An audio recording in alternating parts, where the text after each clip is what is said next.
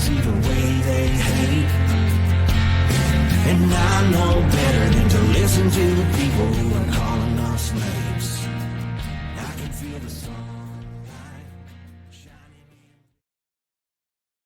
Well, good morning and welcome to episode 840 of the Lots Project Morning Show, where the coffee's strong, the opinions are stronger, and everything is always filter free.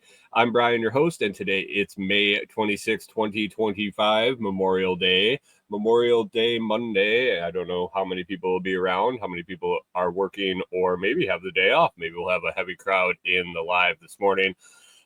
This morning, I'm enjoying a fresh cup of Light Roast Ethiopian Yirgacheffe from foodforestfarms.com. This is basically my favorite bean that Brian sends out with my C4 membership. It is fantastic. It's fantastic. And at Food Forest Farms, your beans are roasted by real human hands using a clean Airstream roaster. And the customer service is absolutely fantastic. You're more than a customer, your family. You can get 10% off with LOTS10, code LOTS10, LOTS10 at foodforestfarms.com. And their shipping's always free. Use the discount code or not. And while you're there, check out C4 Club for even more awesome perks. And you're going to want to look into that C4 Club if you are a coffee drinker and you drink a decent amount. You're going to want to think about that. Coffee prices are about to go through the roof, guys, and you can lock in your price for the long term with the C4 Club. Check it out. All you got to do is commit to £2 a month, and you can buy a shitload more, and I recommend you do. Today, I've got another full show, progress on our building site prep, a road trip to gather some supplies for our second table build, some fresh new sample wood projects that Corey and I pounded out over the weekend, and a whole lot of rain here and in the forecast. So grab your coffee, smash the like button, and let's get started.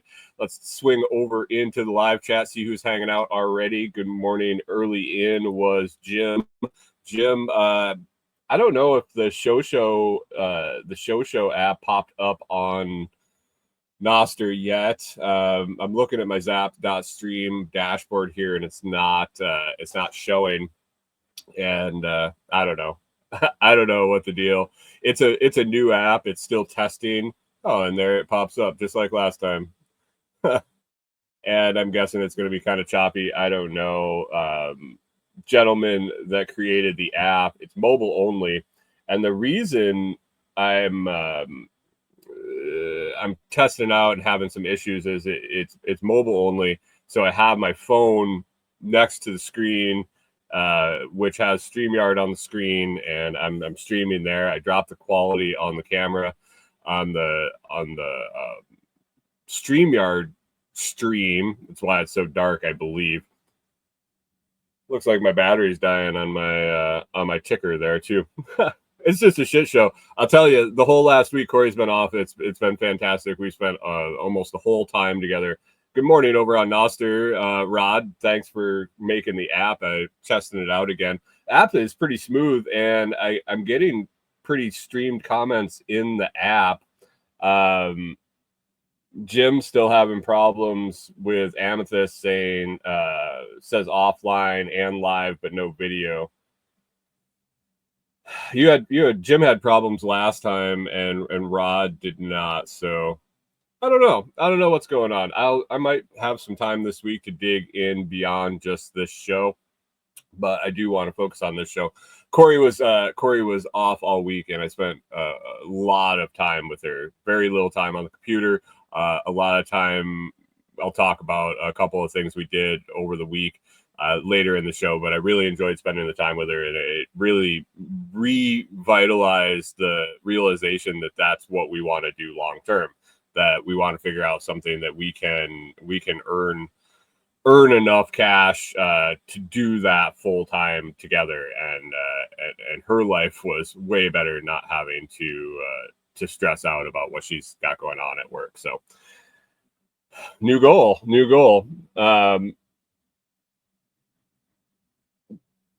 Jim posting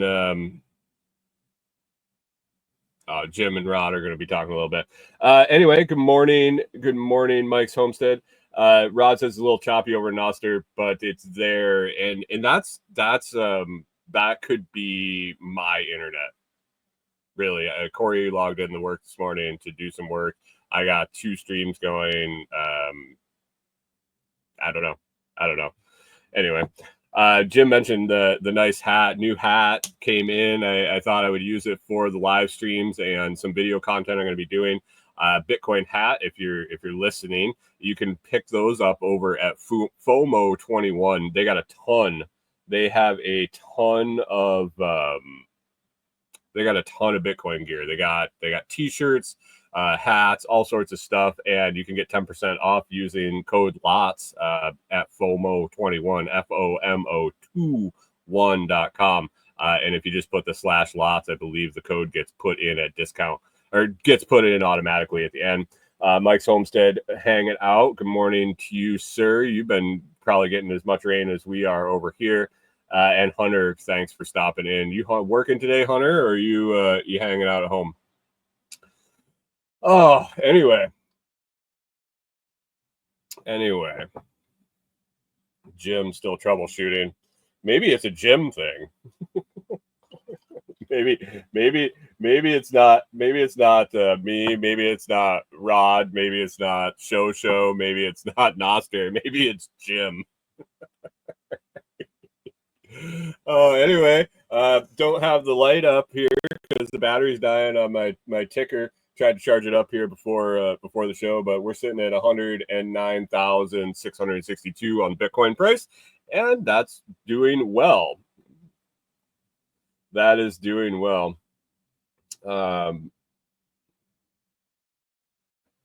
Hunter says he's working today. He's trading it for Friday. I remember when I got to do that kind of stuff. My holiday hours were flexible, and you could move them around and do what you want. And it sounds like he's got a weekend camping trip with the in-laws, and looks super excited about it. Hopefully he pushed the wrong emoji, but I don't think that's an excited emoji in it at all. Anyway, guys, like I said earlier, foodforestfarms.com. You're going to want to pick up some coffee and give it a try. It's going to be the best coffee you're going to try. Anybody that's ordered it up, that's talked about or listen to the show, pick some up, use the 10% discount or join the C4 Club, has not been disappointed. Man, yeah, it's that good. So check it out, foodforestfarms.com. And if you're over on Noster and you want to spend some sats, Brian does take Bitcoin. It is a little wonky on the site. If you just reach out and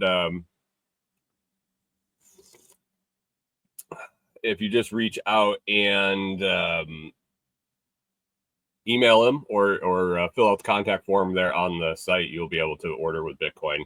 Good morning, Seattle. Just talking about your coffee and your Bitcoin stuff over at the site. So anyway, Rod says a new version of Show out tomorrow with some more video quality options. So maybe I'll try that, Rod. I'll when I see it hit the Play Store. I ended up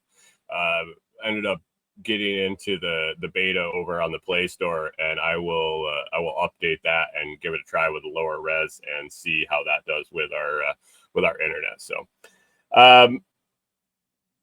oh yeah, good morning, Seattle. If you want to use the Bitcoin over on the site, just use coupon code crypto. Make sure the order goes to 0, and he'll send you a Bitcoin address, because you have to put your email address in when you make the order. So he will send you a Bitcoin address, you pay for it, and then it'll get shipped out as soon as it's confirmed. So bada bing, bada boom. Anyway, let's get to it. And anyway, Brian, your Yirgacheffe is fantastic this month. I just blasted through a pound of it in the last week or so, and it's been phenomenal. So appreciate you. Anyway, a little update on the cabin site. I was able to get out to the cabin a few times, or get out to the property a few times this week. And yesterday, so it was yesterday, today's Monday, Sunday, Saturday, the gentleman that was working on our driveway, and if you don't remember, we got a driveway put in up the hill to our build site, and right after it came in, we got an absolute deluge and a huge rainstorm, and it washed out a bunch of the bottom of the driveway where I mean, we got like 6 inches in an hour or some stupid shit, and it was just so much water that it got backed up in the drainage, and from looking at it, it seemed like it made a whirlpool around where the water was exiting the culvert pipe, and so it just, where it was swirling, it ate away the brand new chert and base and the base dirt and everything, and so it basically looked like somebody took a big bite out of the edge of the driveway. And so it's been wet. He's had some equipment issues where he needed to get some stuff fixed on his equipment, so he hasn't been able to come out and fix that. And it wasn't a big deal because we really didn't need to get up. We didn't need to get up to the property with a truck. And anyway, his trailer was up there, so it was advantageous for him to get it fixed so he could bring his trailer down. So that was kind of the status. I was just kind of letting things go. We had marked out the final location. Corey and I went up, and not final, but final-ish. It'll be final when the company comes to put the posts in. But the location of the cabin, how we want it kind of oriented, we had new stakes in, and basically been hands off out there for a few weeks. Tons of rain and actually tons of sun in between, and things had just exploded. It's overgrown up there. I've been working kind of more on the food forest side and Tim's cabin side when I get the chance to get out there, and it's just in limbo. Saturday, the guy that was working on the driveway sends me a picture of the build site, and it's bare soil, and I kind of got excited.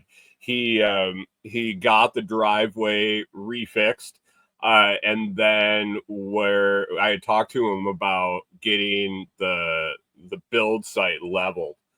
So while he had the Mini X out, he brought his laser level out and leveled off a pad basically larger than where we wanted to set the cabin, like where I had my stakes. He went 5 to 6 feet outside those stakes all around, and ended up getting it really level.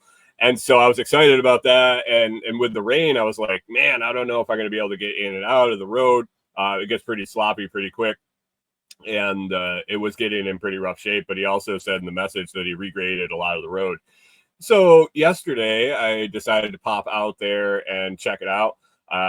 Got some work done on some projects, some wood projects around here, and then I took a swing out there to check it out. I had to grab some stuff out at Tim's cabin, some tools and whatnot, and walked up to the site. And man, it got me a little excited. Well, it got me a little more than a little excited. He did a fantastic job. It's going to be, we're going to do some work after the structure's up. Probably, bless you, Corey. Probably after the posts and roof are up, but before we build the cabin, we'll end up getting in there, and we'll end up building probably a swale around the edge of the property, because I knew it was sloped. I didn't realize, well, and so he leveled it all the way across the 36 feet or 40 feet or whatever it is, lengthwise. And so when you come back to the leading edge, the highest edge, it was a more significant drop than I had realized. It was a gradual slope over 40 feet. But when you look at that all in one spot, it was decent sized drop. So I stopped and talked to him. He was working on some stuff over at his property, and he said, when we get the orientation and everything, get it up, we will definitely clean that up some more. We have some more stumps we want him to take out, and he still has to finish the parking pad at the top of the driveway. So excited. It's progress. I need to get up there now with a string trimmer or borrow a blade trimmer and really knock out the growth that's up there and stay ahead of it. But we're coming up on about a month until we should be getting the posts and roof installed.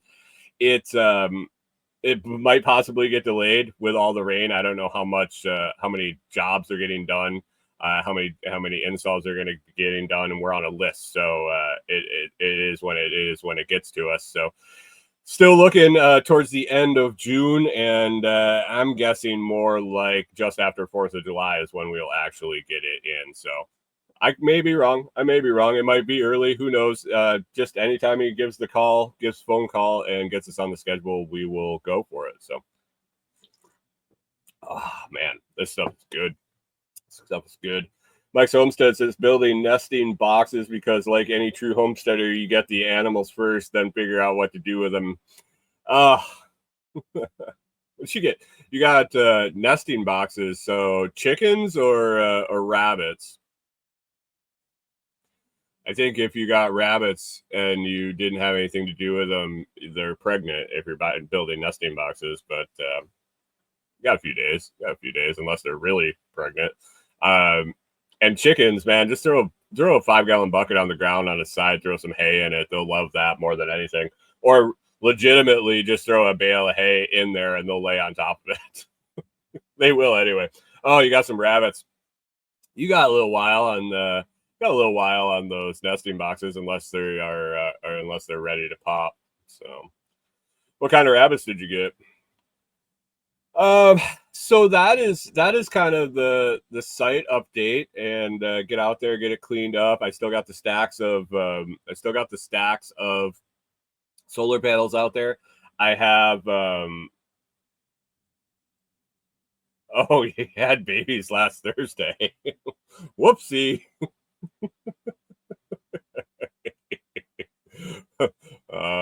Yeah, that happens. Gotta get out, get that trimmed down. Got the solar panels sitting out there. That's just in the waiting. I really don't have anything to hook them up to, so they're just kind of stacked up at the site. And the shed water collection system is working great, but the tote is just over full. If I had had a couple of really large tanks, I would have definitely been able to catch a lot of water in the last little bit of it. But we just have the one tote, so got to get my little pond finished up and get some more totes and hopefully a huge large tank for the catching water off the house. So that is the cabin site project. Mike says Flemish Giant Rex Cross. Interesting. We were going down that line our own. We started with a purebred Flemish Giant and a Rex, and we're breeding in hopefully the size, the bone to meat ratio, the size of the Flemish Giant, bone to meat ratio, and the fur of the Rex. And we got about, I think we were 2 or 3 generations in, and we still hadn't pulled out that recessive Rex gene. Going back to high school, if you remember, dominant and recessive genes, the plush fur in a Rex rabbit is a recessive gene. So when you're crossing it with something that doesn't have that, you got to go a couple generations in, unless you get really lucky. And if you get really lucky, it's only going to be for that one and a portion of the offspring. So it was a decent experiment. Breeding rabbits and starting your own breeding lines is definitely a long cycle and a long-term adventure. Especially we babied our new breeder does, and we didn't breed them till almost a year. So it was a long cycle for sure. So best of luck with that. Did you get the plush fur in the Rex body or in the Flemish body? How did it turn out? So Anyway, if you sponsor Read number one, if you're serious about holding your Bitcoin, you're going to need a hardware wallet you can trust. The Blockstream Jade and the Jade Plus deliver. The Jade Plus adds a bigger screen to the Jade, upgraded controls, and an optional metal case, all while remaining stateless and totally air-gapped. The Jade and the Jade Plus, both of them. That means your private keys never touch the internet or internet-connected device. Get 10% off the Jade or the Jade Plus at checkout using my link. You can find the link at the website, or you can just go to store.blockstream.com and use the Lots Project. The Lots Project. You'll save your 10%, and I will get a little kickback.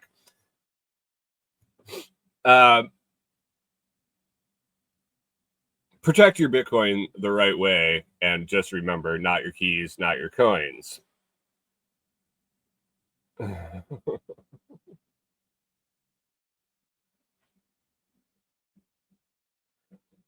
Wait, soon, Hunter says soon you'll be able to throw it in the CRISPR box and make whatever you want, like 3D printing.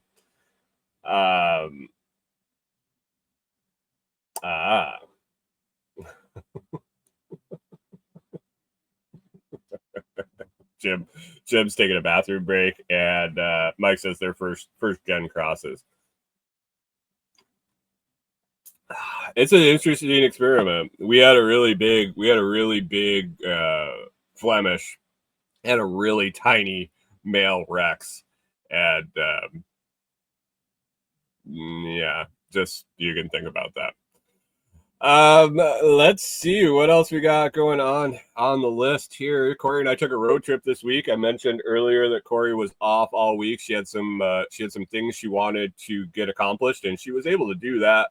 A little bit of my help, but able to do get everything accomplished she wanted on her vacation. We finished our first table. It is our table. We through the build, we decided that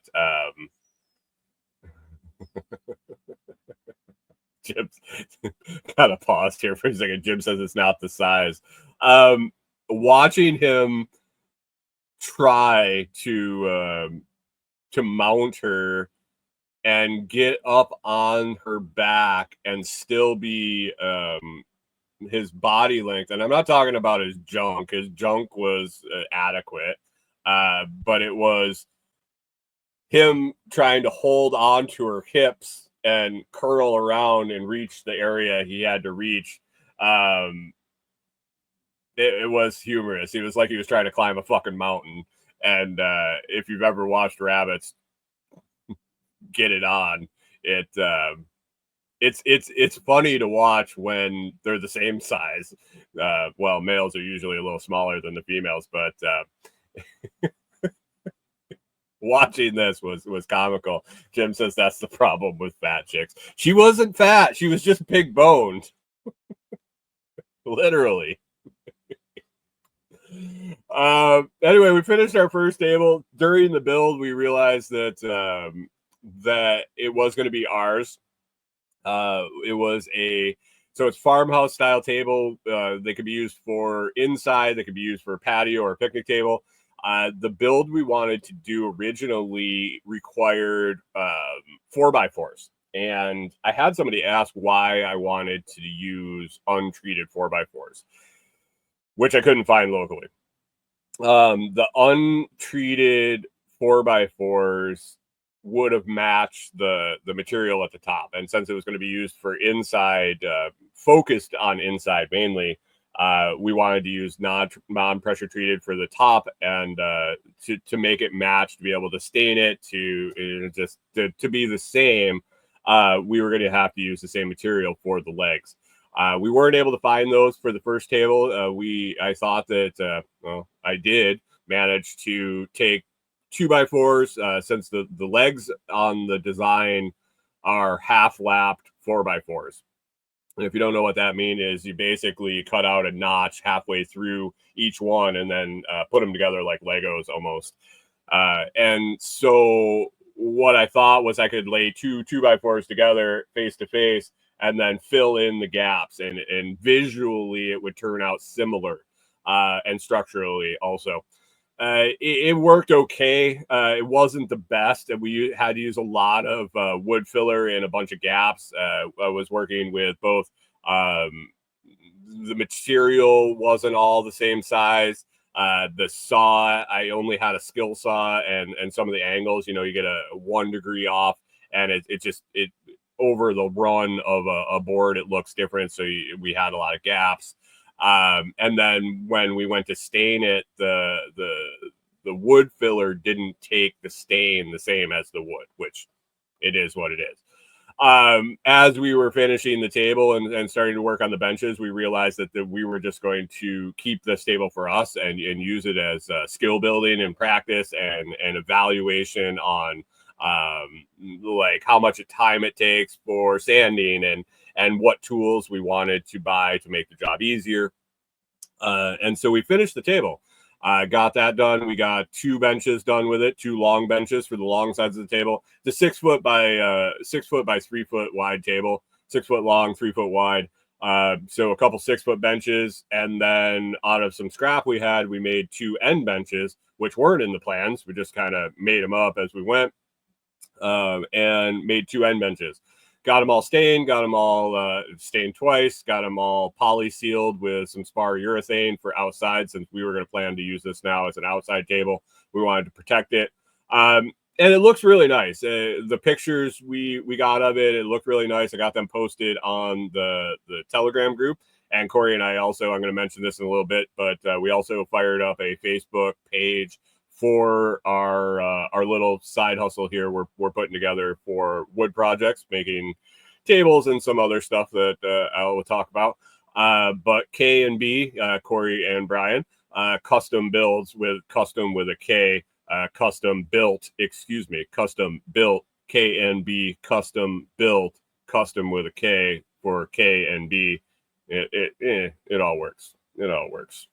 But anyway, we got pictures up there. We got pictures on the Telegram group. It looks really nice. I was happy with the way it turned out. I wasn't happy enough to sell it. I mean, I guess if somebody wants to buy it, I will take their money because I don't hate money. But it is definitely not. It wasn't good enough for me to feel right about like listing it and asking for a price. And since we needed a table, it all worked out, and we decided early on that was going to be the case. But I mentioned that I couldn't find untreated 4x4s for the legs.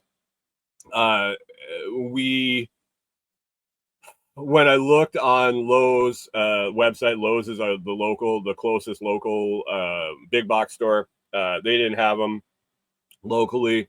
I checked several lumber stores, and I didn't go down the road of checking sawmills.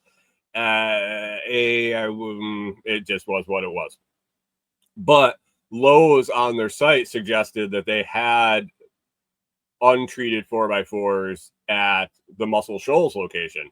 And when I looked it up, it was about an hour and a half drive. Corey and I talked about it, and we said, well, let's take a trip down there. We can pick up enough for at least 2 more tables, or one and some spares, and make some other projects out of the untreated 4x4s. We'll just make a day of it since she had vacation. See how the drive is. See how the drive is, and check it out. We had swung through Muscle Shoals when we were traveling with the RV to check out the Fame studio and the other one there. The name's slipping my mind right now, but the famous recording studios there in Muscle Shoals. And just see how the drive was. Go down and make a day of it, or a morning of it, as it turned out. And so that's what we did. We finished up the other table. We made the plans for the second table we're going to build. We're going to do a little different style on the legs, on the base, and actually a little different style on the top, but very similar to what we did. Another large farmhouse table that could be used inside, or as patio table, or as a picnic table, really. And so put together a material list, took a trip down there. It was about an hour and a half drive. Really nice drive, really nice drive other than the smell. As we got south of Savannah, Tennessee, we're driving along and it's 2-lane highway, 55 mile an hour, easy drive through the country. And it just it smelled like sewage, honestly. And we are not sure if it was the truck in front of us, if it was what it was. And it happens randomly around this area where we're staying currently. And I can't figure it out. I don't know if it's the river. I don't know if there's like a large sulfur content in the soil here. I don't know what it is, but it happens sporadically around this area, and it'll last for a day, maybe two. You just randomly smell it, and I haven't really been able to correlate it to anything like a lot of rain or a lot of drought or what it is. But yeah, it just smells like sulfur and sewage. And as we were driving down, oh man, it was for a good 20, 30 miles. That's what it smelled like. And I wondered if it was me. I wondered if it was Corey, but we turned the recirc air on in the truck, and it was definitely outside. And we thought we were in Mississippi. I actually have a little note on my topic list for the week that says, "Why does Mississippi smell like shit?" Come to find out, we didn't go to Mississippi. We were in Tennessee the whole time. So why does Tennessee smell like shit? Mike, do you know? Do you get that sulfur smell over by you? And anyway, it wasn't as horrible on the way back. But we made it down to Muscle Shoals.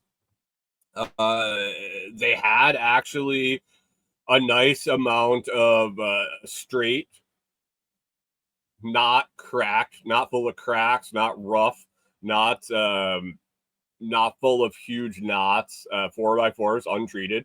They didn't have as many as they had said on the inventory. I don't know if they had a couple more pallets somewhere else or a couple more stacks of them somewhere else. But we picked through them. We picked up twice of what we need for the table build. So hopefully we don't need any extra. Don't need any extra. But anyway, Mike says he's never had the smell, but well pumped sulfur water. It might be the water. Honestly, I don't know. Chris asked what type of wood. It's just pine. Just pine for the table. We'll see. Good morning to you, sir, by the way. Anyway, picked that up. They were a little more expensive. They were a little more expensive than actually the pressure treated ones. And it was funny. We had a dozen. We had a few other things that we had to pick up while we were there. Some tack claws and I don't know, something else. We had about $20 worth of. We had about $20 worth of other supplies, and so we're standing in line, and I don't know if I can get in trouble for talking about this. I don't know. It was a moral dilemma actually after the fact, but regardless, we're standing in line. We wait forever in line behind this lady. She couldn't, or behind these two guys. The cashier couldn't get something to ring up. She was having all sorts of problems. Lines were building up. We were over at the pro desk, the pro checkout by the lumber yard, and we roll up to the cashier, and she comes out, and she was pleasant, but you could tell she was having a rough day. And she scans our small items and then scans the lumber and says, "How many do you have?" And I said, 12.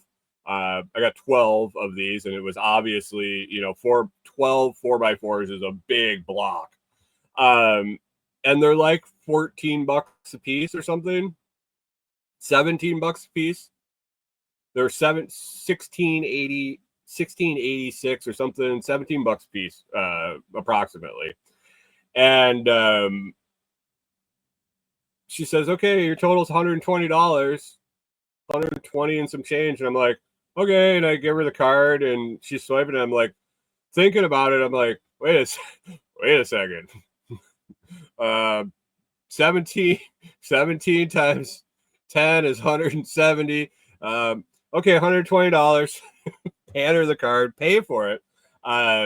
Grab the receipt. We walk out and load it up in the truck, and Corey's looking at the receipt, and she typed in 5. I don't know if this was a deep discount, employee discount, but I asked Corey. Sometimes I have trouble enunciating things. I asked Corey, did I told her 12, right? I didn't say like a dozen 5. A. B, she stood there and she looked at the pile, and it was obviously not 5 4x4s. And I was like, okay, all right, whatever. That's not, at this point, it's not my problem. I don't think. And then I got thinking about it with Corey, and I was like, is this, what do you do here? Do you go, no, lady, it's a dozen. You can't count. Obviously, if it was self-checkout, I would have scanned it and said a dozen, but their employee is ringing me out. So I don't know whose responsibility that is.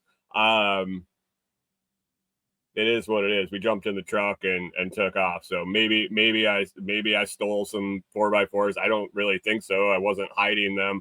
I wasn't being deceivious. I expressed to her the amount that I had, and she decided to charge me for less. So maybe they were on sale.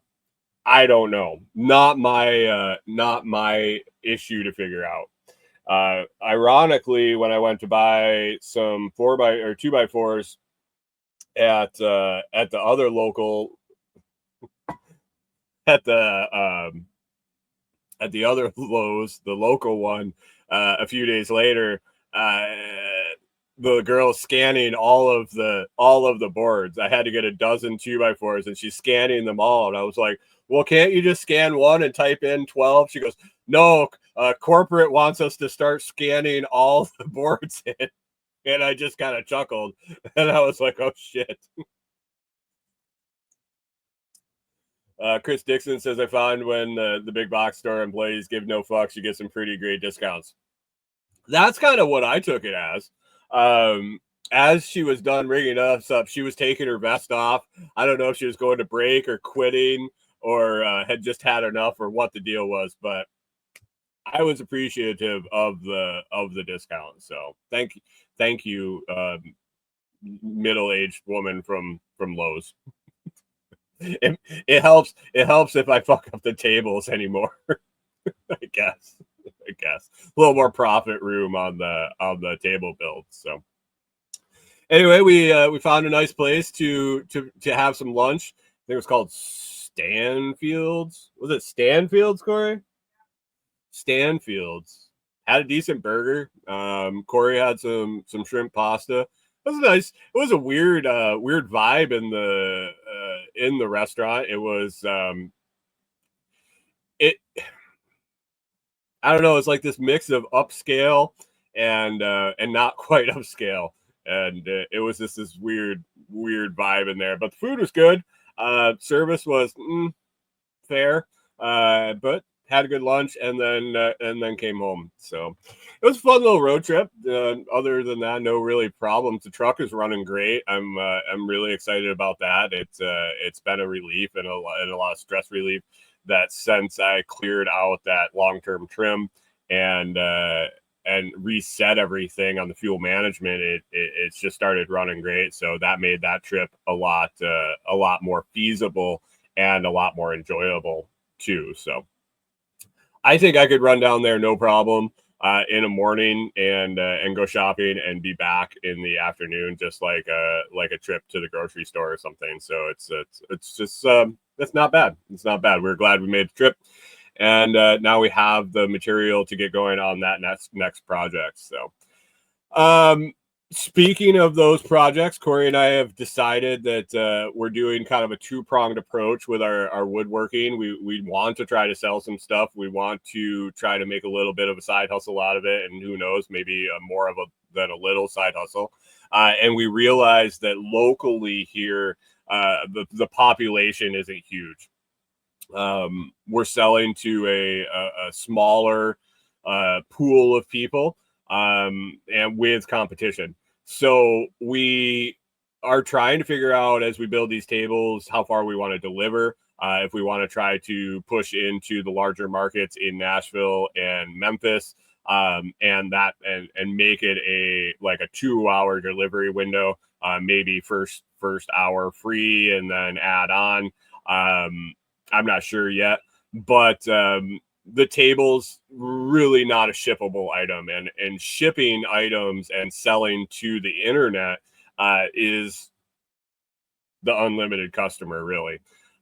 Using sites like Etsy and Craigslist and Facebook Marketplace and offering shipping really opens up your product market. So we went down the line of thinking about some smaller stuff that is easy to ship, that has lower shipping costs, that are easily boxable, things like that. And so we started making some of those, and really kind of the goal at the beginning for us is to practice making them, get an idea on material costs, get an idea on time to make them. Turnaround time on time we actually have into them, and then also turnaround time, because a lot of stuff we're going to be making is stained or sealed, and just drying time. So really doing some practicing to get some statistics, to get some prices, and get pictures to get ads up and things like that. So we went down that road. We're going to continue to build tables to sell locally, and we have some other products, some other larger products we're going to put together as we accumulate some tools. But we also did that. We picked up a compound miter saw from Harbor Freight. Worked great. It was cheap. It's going to do the job for what we need at this point. And if we sell enough stuff, then and get into some really nicer, finer woods and things like that, and the saws just isn't cutting it, then at that point we'll have to reevaluate. But for the price, can't beat the 12-inch compound sliding miter saw that we picked up for like under $250. So excited about that. As we sell some things, that money is going back into material, tools, and that, until we get really what we want and have that going. So we looked at a couple easy projects.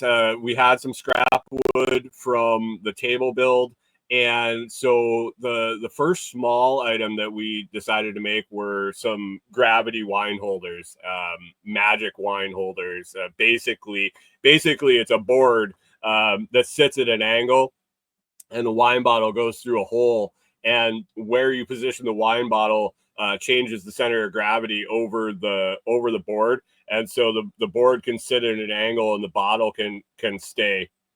Actually, it tips a little bit, which is ideal, keeping it, if you have corked wine, keeping the cork wet.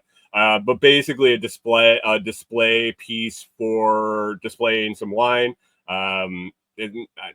I don't know if it's necessarily functional. If you open the bottle of wine, you could probably do a bottle of whiskey or something like that in it. It's about the right size. We messed around with different angles and positioning of the hole that's in it, and we were able to get a nice compromise to where we could accommodate both a 750 milliliter bottle and a 1 liter bottle of wine.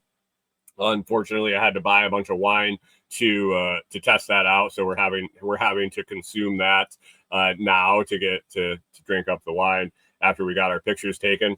But we got a couple of those made after I said, messing around with the angles and the hole placement to take both of those bottles. And I guess I might have to buy Corey some whiskey. I don't drink whiskey anymore. But buy Corey some different liquors and see if you could do a display with maybe a high-end whiskey or something like that in the same format. So excited about that. Got a couple of those done. One in an espresso stain, one in a chestnut stain. And then we were sitting there dicking around, and the bit that I picked up to drill the hole for the neck of the wine bottle is the same size as the bit you would use for drilling out holes for tea light candles. So out of some scrap there, we just we knocked some ends off of a scrap piece of 2x4. Did some simple math and put some holes in it for some tea light candles and made a little tea light candle holder. As I search on Etsy and these sites, craft sites, eBay, things like that, people are buying these things. And Corey and I really, I realized it a while ago. I try to tell Corey, and we need to keep in mind, both of us, that we're not building things for us to buy. These aren't things that we would buy, but we're not buying them. We're not making things for us, and it's something that I have to keep in mind for a lot of different things. So those are the two products we got done. We finished those, knocked them out basically in a day, and got some pictures, starting to get listings up on those. Second farmhouse table is coming up, and right now what I am working on as far as what I'm starting a habit in the works. I started it yesterday morning, but we're going to sand all the pieces before we put it together. Is a children's size picnic table, basically for kids, and maybe like up to 6, I think is what the listing says. I'm not really sure. I haven't got it together yet. I have all the pieces prepped and cut, and like I said, I want to sand it really good since it's a kids picnic table. We're going to sand it really good before we put it together, and then assemble it. It shouldn't be too long. So that one definitely sell locally. I don't think it's a really shippable item. I mean, I guess anything is shippable. Anything's really shippable. But yeah, we have lists of different items we were going to build, and Hunter says 4x4 end cut coasters. Yeah, we're Corey wants to end up making cutting boards too. One thing she wants eventually, but that's that we need some more tools. We're really roughing it with the tools we have and the facilities. We don't have a facility. Basically, we're working outside under the sun with a plastic folding table, and now we have our outside picnic table that we're working on. So it's a challenge for sure. It's definitely a challenge. I'll be excited to build a little shop up when we get the cabin up. That'll probably be a priority when we get up there. Probably beyond animal containment would be to put up a little shop that we'll be able to put our tools and keep our tools out. Right now we're having to put everything away under the camper or in the truck and get them out every time we want to use them, packing them away in boxes and things like that. So to have a shop where we would have access to all this stuff, it would be ideal, but it is what it is right now. You got to start somewhere. Hunter also asked, where are we getting the plans? Everywhere, really. I started following a few woodworking guys on YouTube. Corey and I both joined some Facebook groups for beginner woodworkers, and really looking at the things we want to build, and just kind of, once you see enough plans, you can kind of put it together. The internet. The internet is a wonderful place. You can find a lot of things for free, and you can adjust as needed. So my dad had a wood shop. My dad had a wood shop when I was a kid, so that was long before woodworking plans were free on the World Wide Web. As Chris Dixon says, there's a thing called the World Wide Web. Surprisingly, you can find everything there. Pretty much. But Hunter is technologically retarded, so he might need help with that. Jim chimes in and says he heard YouTube's a good place to learn things. Right. I follow one guy that I follow that I like. He's a little goofy. Is what the hell is his name? The Bearded Viking on YouTube. He's an interesting character. He builds some interesting stuff. Simple little projects. And then one of the guys' last name is Voss.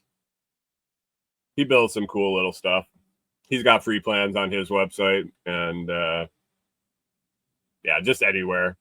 Corey finds pictures of stuff on the web or in the Facebook groups and sends them to me, and then I hunt down the same or very similar plans, and we figure out if we want to build it or not. So kind of how that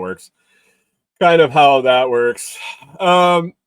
So yeah, we got a couple little sample projects done. Next to be put together is the kids' picnic table, and then we'll start working on the next large farmhouse table. And yes, Dixon says, "Who's the boss?" Yeah, he's a good shit. I like his stuff. I'm gonna make some of his planters at a minimum for us.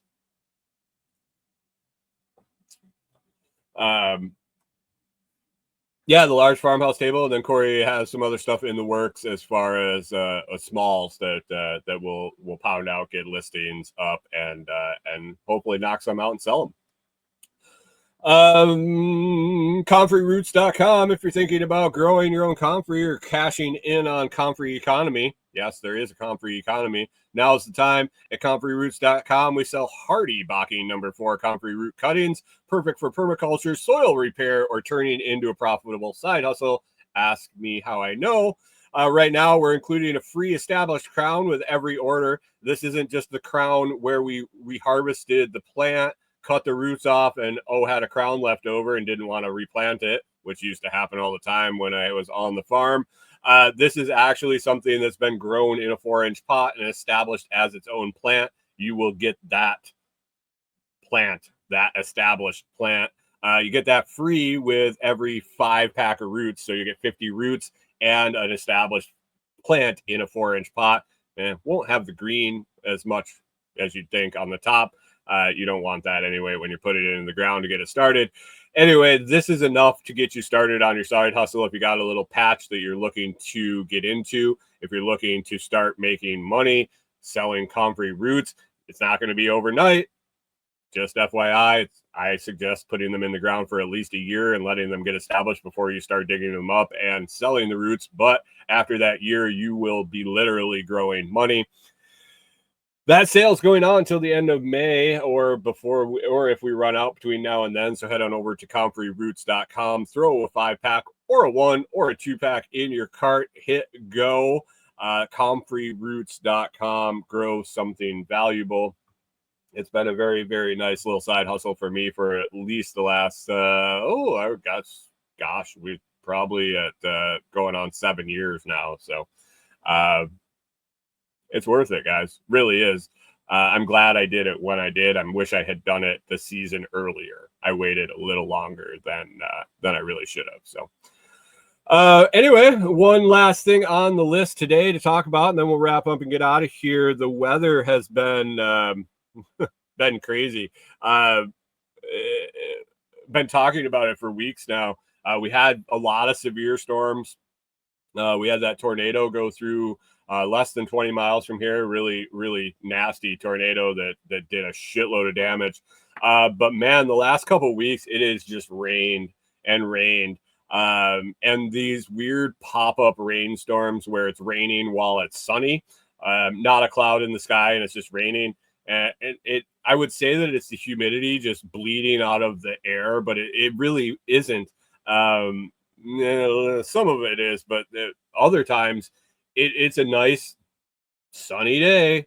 Maybe a passing shower has gone through, but you look up, not a cloud in the sky, especially not over top of you, not a ton of wind or anything, and it's just raining. I don't get it. I don't get it. When I was a kid, I took science, I took earth science, I took weather in earth science, and you had to have a cloud to drop the rain. I don't know. It's weird. Maybe it's the chemtrails. But anyway, we've had that kind of weird stuff. We've had significant rain clouds roll through, storm systems, tornadoes in Kentucky. We've gotten lucky in the last few severe storms. They've kind of split where we're at. They've either gone north or south or both of us. We had one huge line come across the one that had the tornadoes in Kentucky. It was a solid. Chris Dixon says the firmament's leaking. Somebody forgot to turn the bath. God forgot to turn his bath water off, sprinkling on us, or he missed the toilet and he's pissing on our heads. Anyway, yeah, the storm was a solid line coming across, and it looked like it was going to just rock us, and it split, and we were lucky enough not to get. I mean, we barely got any rain from it at all, but lots of downpours, random downpours where it'll just downpour for 45 minutes and then it'd be clear. Which is it's tough with working outside with all our tools. We'll get everything set up. We watch the radar quite closely and get everything set up, start working, and then we got to put everything away before it rains because we don't have any cover. Anyway, yesterday though was an absolute shit show. I mentioned I went out to the property. I got some parts cut, some wood cut for the kids' picnic table. Corey was finishing up on the wine holders and the tea light holders. And so I ran out to the property. I came home. It hadn't rained at all. I had to stop at the store, just barely sprinkling on the windshield as I'm getting close to the camper. And I get home, I come inside, and she's like, "Did it rain where you were at?" And I was like, "No." She's like, "Well, I barely got everything brought inside and I had everything outside, and I checked the radar and it absolutely downpoured here." And like literally, Chris Dixon says, "If only someone would send you a 10 by 12 portable shed." That is possibly going to happen with the shed that I have out there, but right now we're just not there. We're not in that location, and I'm not bringing it here. I don't think the land property owner would be too thrilled. Jim says again, "Well, they sent me the 3x6 too," but that really wouldn't work too well for a wood shop. We'll I'll get in touch with them. I've sold a few of those sheds. I'll get in touch and see if they want to send me another one. I wanted a little bigger than that actually. But anyway, it downpoured here. Not a blip of anything in the. So I was probably 20 miles away, and then came back and had to drive right past where we are to go to the store. Not any sort of significant rain at all. And so I asked her, I said, "Well, do you want to go out and start working on the picnic table? Or what do you want to do?" And she's like, "Well, we're supposed to get more rain coming and it probably don't have enough time to get everything out." And so she's watching the radar and not a blip. Jim says contact their competitors for comparison video. Yeah, no shit. I want to contact like Tough Shed and be like, "Hey, you want to compare your 15 by 30 Tough Shed with this metal one I got?" she decided, she's like, hey, we don't have enough time. We're looking at the radar, and there's a little bit of light green popping up here and there. And so we're sitting, and we got all the windows open in the camper, and the cool breeze is, it was nice. It was refreshing in the camper. And we're sitting there, and we're looking outside, and all of a sudden, this huge wind gust comes in the trees, and I'm like, wow, that was significant.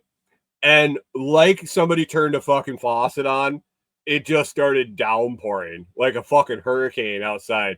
I look in our screen tent that we have covering up. We have we have all our raw material on a table, tarped over the table and under a screen tent.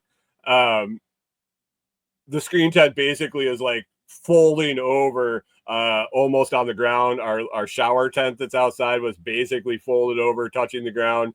And it was just downpouring buckets.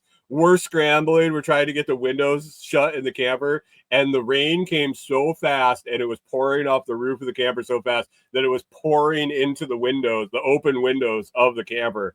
And like out of nowhere. And it downpoured like that for probably a good half hour straight. I'm like, what the fuck? The rain just has to be done. From the last 2 years we've been here, this seems like it's going significantly longer into the spring / summer. It feels like the last 2 summers, and I think we were actually quite dry the last 2 years.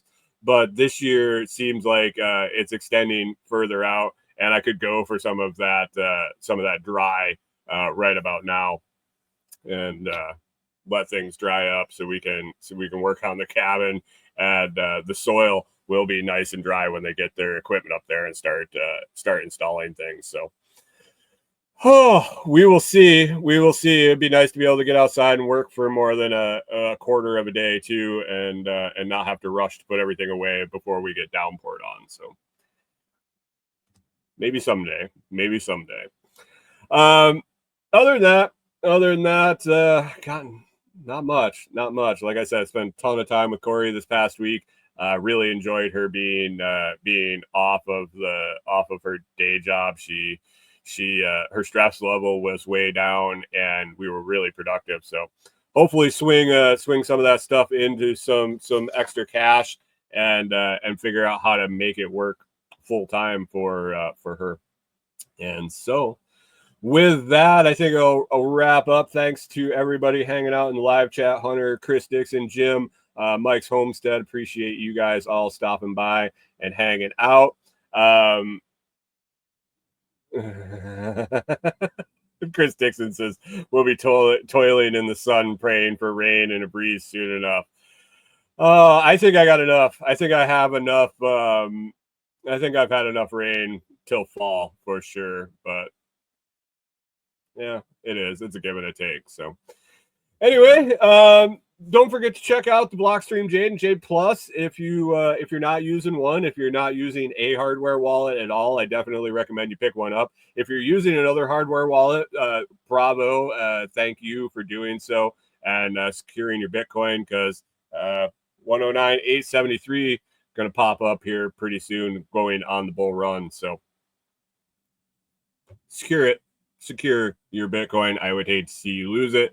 And then also comfreyroots.com over there with the buy 5 get a free crown deal, and FOMO 21 for the new Bitcoin hat, which I'm digging. I'm not a huge fan. They got tons of different styles of hat. I picked one that I wasn't aware that was this clasp back, but it's actually pretty comfortable, and I'll probably hang on to it here for doing online live stream stuff like that. So FOMO 21, 10% off with code LOTS, FOMO 21.com, FOMO 21.